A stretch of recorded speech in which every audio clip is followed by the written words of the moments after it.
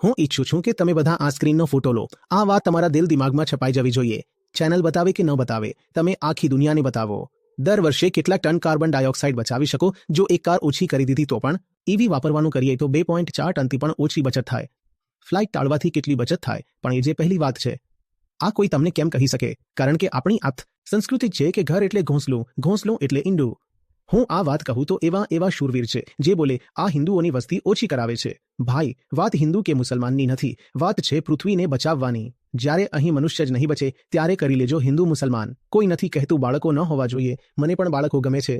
One fewer child ત્યાં શું લખેલું છે? એટલે કે એક હોય તો બીજાની જરૂરત નથી બાપા.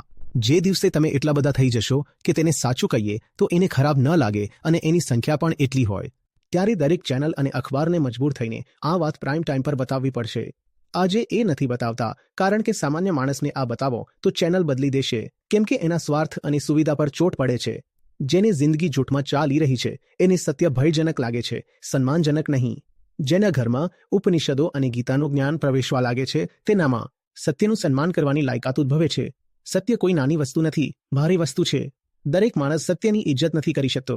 સમજાય છે તમને મીડિયા આ મુદ્દો કેમ નથી ઉઠાવતો?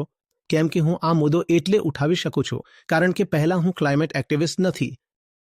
હું તમને ગીતા શીખવતો શિક્ષક છું. જો મેં તમને ગીતા ન શીખવી હોત તો તમે મારી આ વાત સાંભળી પણ ન શકત.